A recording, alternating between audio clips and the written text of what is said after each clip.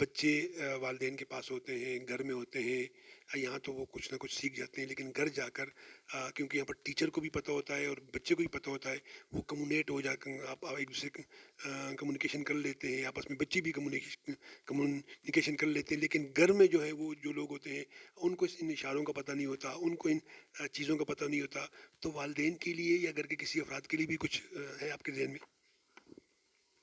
جی، اس سلسلے میں میں نے اب ایک پروگرام مرتب کیا ہے کہ یہ ایک بہت بڑی کمی محسوس کی جاتی ہے کہ اس میں کوئی شک نہیں کہ وہ بچے جو ہیں وہ لکھ کر تو دے دیتے ہیں والدین کو کوئی چیز، یا کسی دکان پر جا کر وہ لکھ کر تو دے دیتے ہیں کہ ہمیں فلاں چیز چاہیے، یہ سارا مسئلہ ہے. لیکن بعض اوقات ایسا بھی ہوتا ہے کہ لکھنے کی نوبت نہیں آتی. یہ بچہ جو ہے یہ ذہنی طور پر ہے تو بڑا میچور، لیکن یہ ہے کہ اس کے اندر غصے کا ایک بہت بڑا عنصر پایا جاتا ہے. اس لیے کہ کوئی چیز اگر کوئی کمی ہوتی ہے تو وہ کمی جو ہے اس کمی پر غصہ تو آتا ہے، یہ ایک فطری چیز ہے. تو یہ بعض اوقات بجائے اس کے کہ لکھ کر دیں، یہ اپنے والدین سے وہ کچھ بات کرتے ہیں، کچھ اشاروں میں کچھ چیز طلب کرتے ہیں یا کچھ کسی معاملے پر بات کرتے ہیں، تو والدین اس بات کو تو نہیں سمجھ سکتے. تو اس لحاظ سے یہ ہے کہ ہم نے یہ مسئلہ کیا ہے، یہ فیصلہ کیا ہے کہ انشاءاللہ اب جو جو یہ آنے والے دن ہیں تو اس میں بہت جلد ہم ایک ایسی کلاسز شروع کریں گے جو ان کے والدین کو، یعنی تعلیم بالغان جس کو کہتے ہیں، سائن لینگویج جو ہے ہوگا، تو وہ سائن لینگویج شروع کریں گے تاکہ ان کے والدین بھی کچھ کم از کم یہ ہے کہ جو کمیونیکیشن کا سلسلہ ہے تو ان کے ساتھ کچھ سیکھ لیں اور ذرا آسانی کے ساتھ بات کریں. مثال کے طور پر والد اور بچہ جا رہا ہے اپنے زمین کے اندر، وہ کھیتی باڑی کے سلسلے میں دو کام کر رہے ہیں، وہاں پر تو کاغذ مہیا نہیں ہے، پنسل مہیا نہیں ہے، وہ بچہ وہ والد اس کو کس طرح سمجھائے گا اور بچہ کس طرح سمجھائے. تو اس سلسلے میں نے یہ سوچا ہے کہ یہ والدین کی، اگرچہ مسئلہ یہ ہے کہ یہاں کے والدین کو لانا بڑا مشکل ہے، اس لیے کہ بہت مزدور طبقہ ہے، غریب طبقہ ہے، یہ سارا دن اپنی مزدوری کرتا ہے. تو ابتدا میں نے کچھ محنت کی تھی، کچھ کوشش کی تھی، یہ میرے ذہن میں تھا. لیکن میں نے جب یہ دیکھا کہ یہ لوگ جو جاتے ہیں یہ 1 گھنٹہ یہ کہتے ہیں کہ ہم یہاں پر خرچ کریں، یہ 1 گھنٹہ ہم کسی مزدوری میں محنت میں صرف کریں.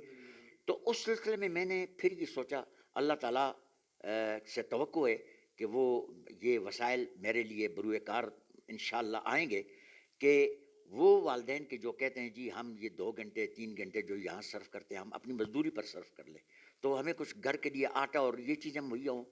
تو اس کے لیے بھی میں نے یہ سوچا ہے کہ اگر ایسا ہوا، کچھ ایسا سلسلہ بن گیا کہ وہ والدین جو یہاں آتے ہیں جن کو ہم سکھاتے ہیں تو ان کو اس دن کا جو کچھ جو ان کی مزدوری ہو تو ہم اگر پوری نہیں دے سکتے کم از کم آدھی مزدوری تو ان کو دے دیں.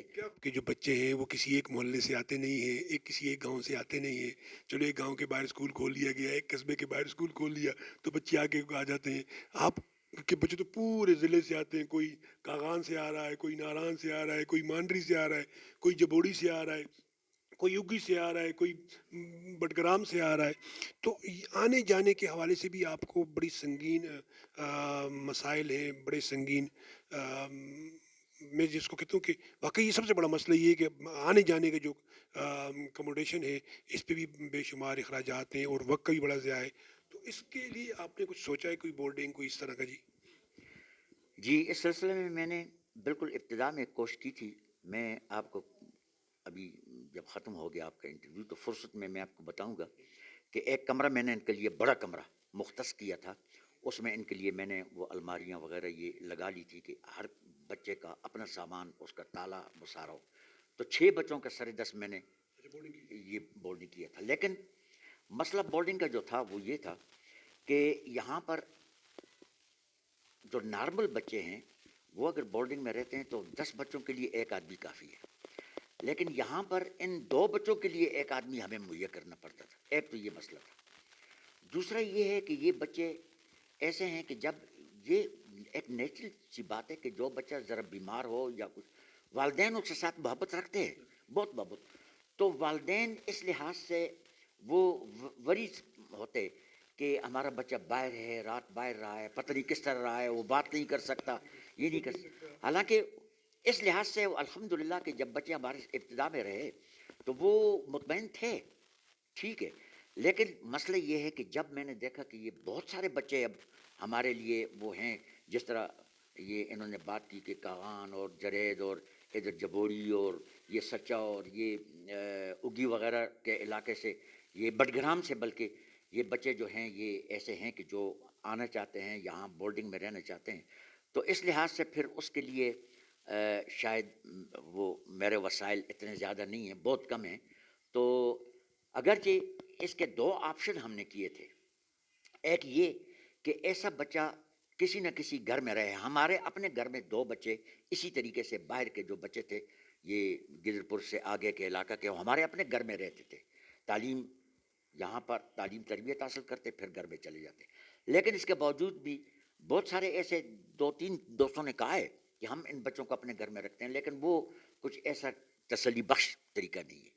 اس لیے کہ جب بھی ایسا بچہ رہتا ہے تو دوسرے بچے قدرتی طور پر یہ ان کے اندر کچھ ڈفرینس پیدا ہو جاتی ہے، دوری پیدا ہوتی ہے، اور حالات اس طرح ہوتے ہیں کہ پھر وہ بچہ جو ہے وہ بچہ ذہنی طور پر وہ احساس کمتری محسوس کرتا ہے.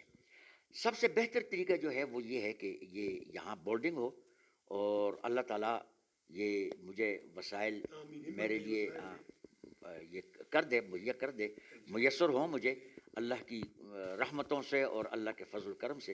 تو انشاءاللہ یہاں پر میں میری بڑی خواہش ہے کہ ایسا بورڈنگ بن جائے کہ جس میں زندگی کی ساری آسائشیں جو ہیں وہ ان بچوں کے لیے ہوں.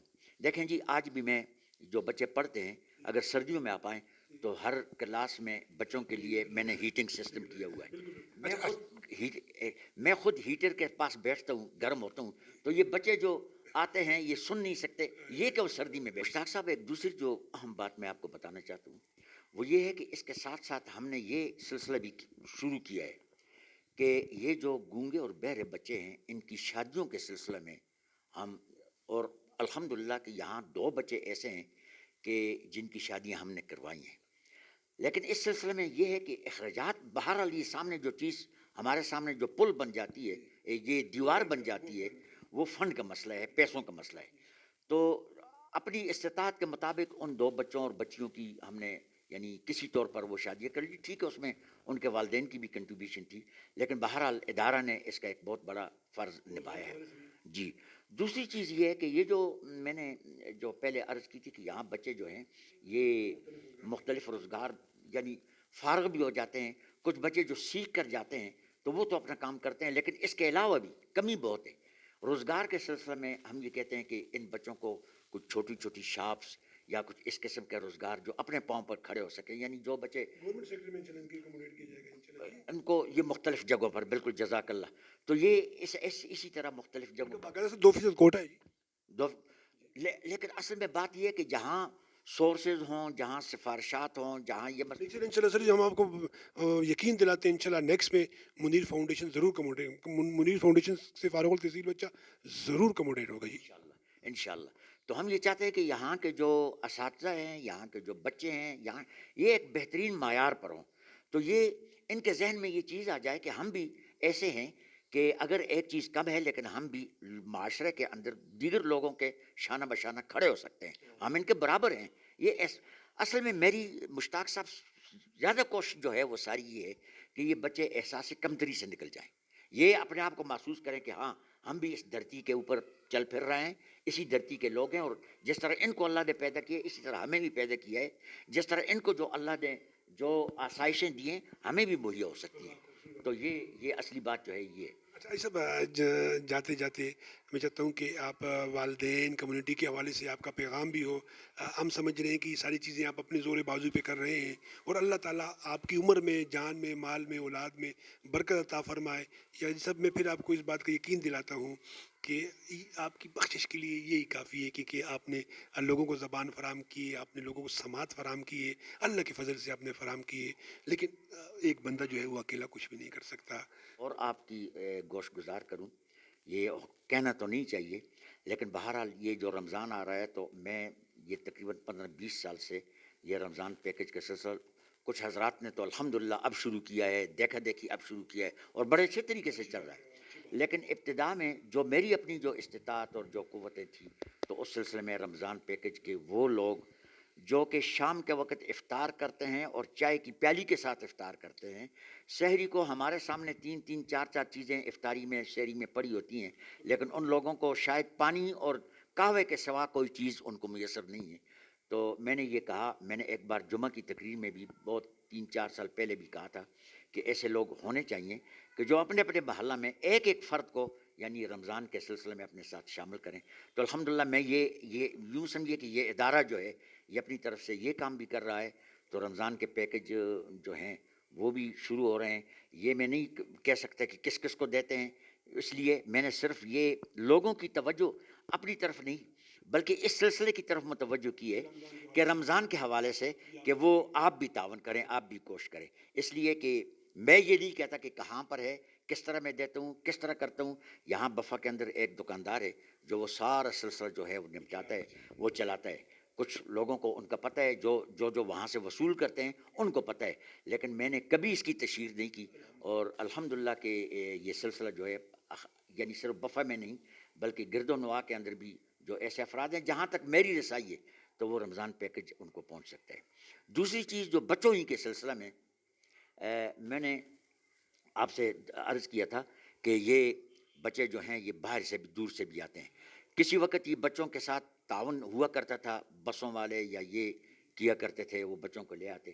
لیکن اب صورتحال بالکل مختلف ہے. اب تو بے پناہ کرائے بھی بڑھ چکے ہیں، مہنگائی بھی بہت زیادہ ہو چکی ہے.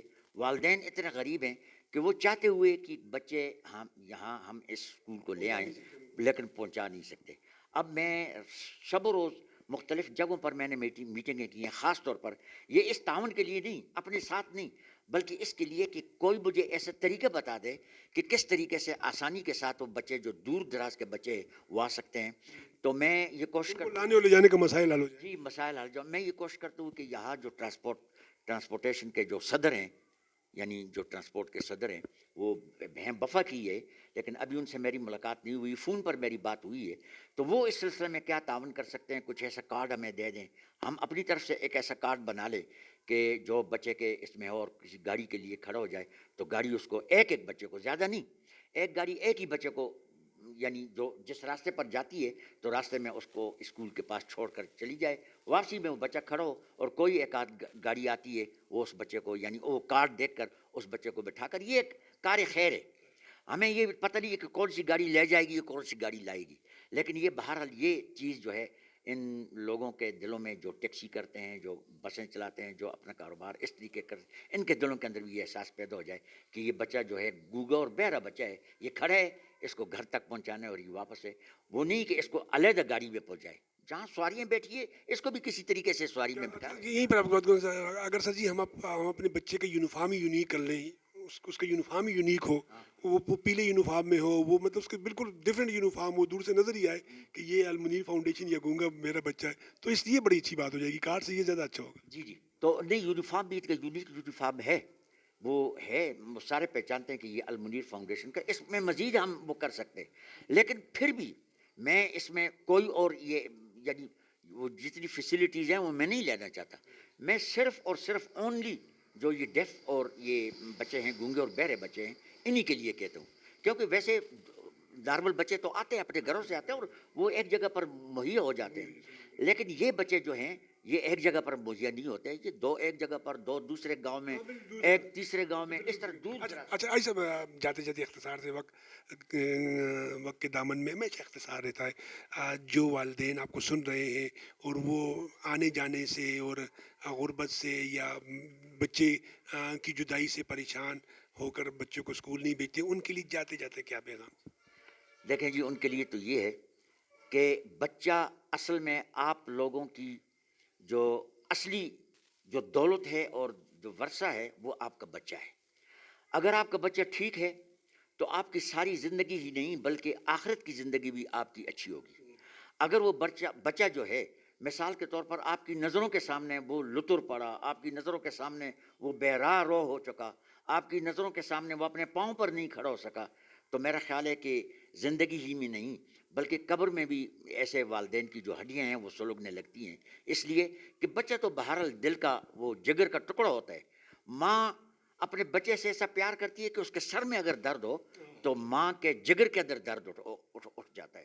اس لیے بہرحال ان لوگوں سے وہ دیکھیں، وہ لوگ جو کسی طریقے سے مجبور بھی ہیں سارا، لیکن وہ یہ سوچے کہ مجھے اگر ایک تاریخ پر جانا پڑتا ہے تو میں کس طرح جاؤں گا، تو اس کے لیے وہ ہمتاً متوجہ ہو جاتا ہے، وہ ساری کوششیں مہیا کرتے ہیں. تو آپ کم از کم اتنا کریں، جہاں تک ہمیں وسائل اللہ کرے کہ مہیا ہو جائیں، تو جب تک نہیں ہوتے تو ان والدین سے میں یہ کرتا ہوں کہ آپ اپنے بچے کو یہ کوشش کریں کہ اصلی میری وراثت جو ہے یہ بچہ ہے، اور میرے بعد جو ہوگا وہ یہ بچہ ہوگا، تو اس بچے کو بنانے کے لیے کچھ کام کریں. تو کچھ کام یہ کہ اس کو اسکول تک لے جانے لے آنے کی کچھ نہ کچھ باقی آگے ہماری ذمہ انشاءاللہ آگے جو ہے وہ انشاءاللہ باقی چلے گا. بہت